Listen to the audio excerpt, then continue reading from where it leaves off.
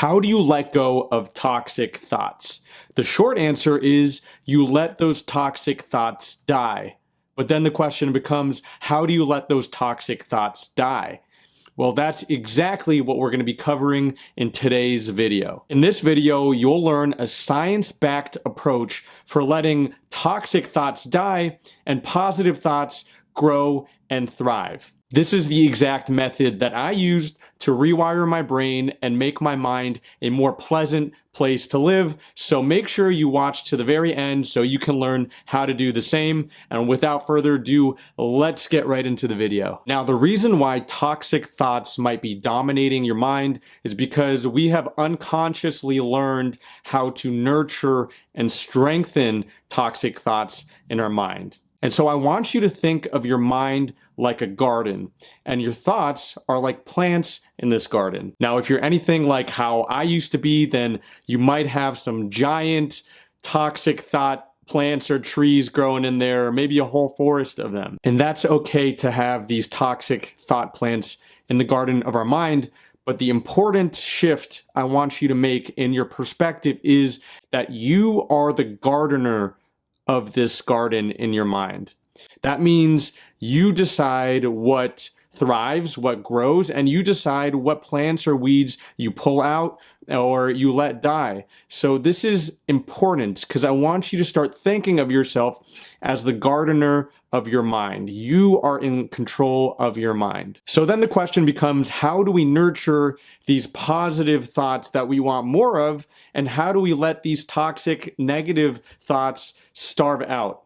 And the answer to that is through our attention. You see, we humans have been given this incredible gift to be able to choose what we give our attention to.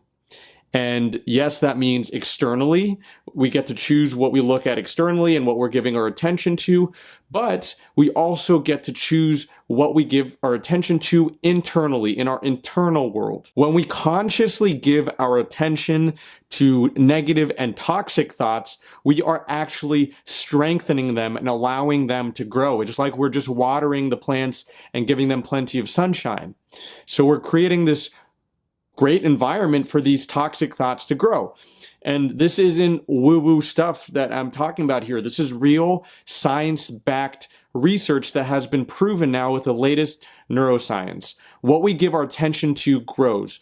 What we don't give our attention to dies. Now, where most people get this wrong is they think that suppressing our thoughts or distracting ourselves from our thoughts is the same thing as not giving it attention, and that simply is not true. Suppressing your toxic thoughts is the same exact thing as giving it our attention, because we're using our energy to consciously suppress the thoughts. It's the same thing as using our energy to entertain and grow with our thoughts. In fact, we might be giving even more energy and attention to the way we suppress thoughts, especially if these toxic thoughts dominate our mind, which means we are even fortifying them and strengthening them even more than thoughts that we are not suppressing. So then, if we don't want to give our attention to these toxic and negative thoughts, but we also don't want to suppress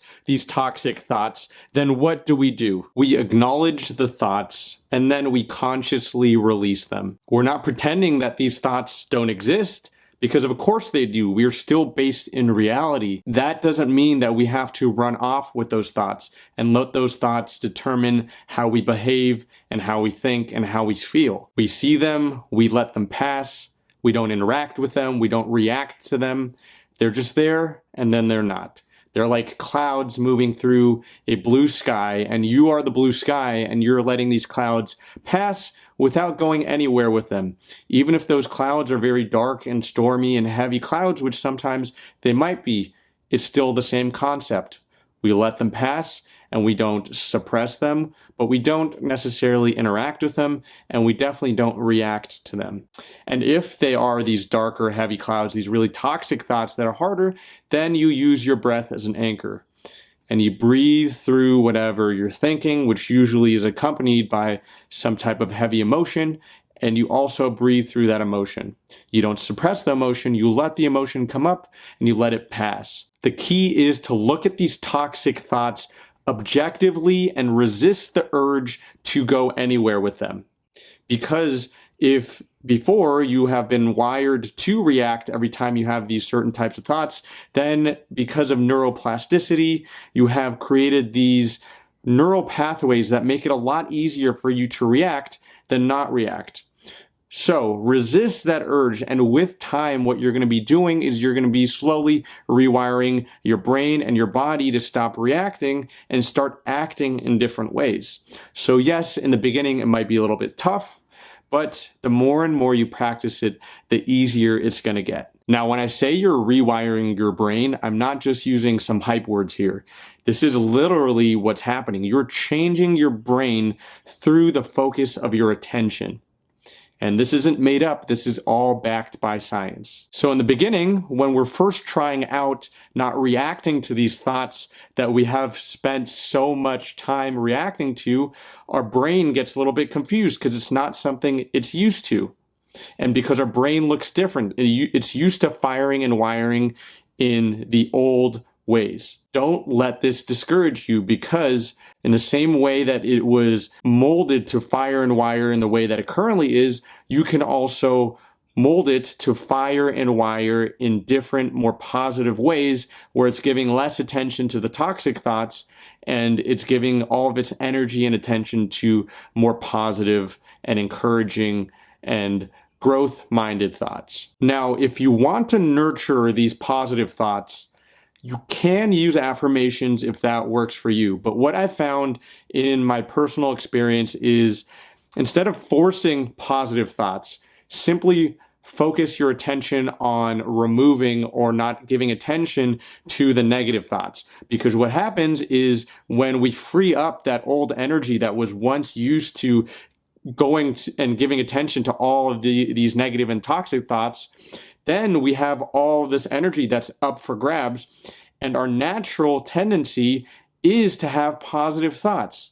So what happens is, when we remove the negative thoughts, then naturally we'll gravitate towards more positive thoughts. Focus your attention on not giving attention to negative thoughts, free up that energy, and then don't force the positive thoughts to happen, because they're already going to happen on their own naturally. You have a gift, and that gift is choosing where your attention goes.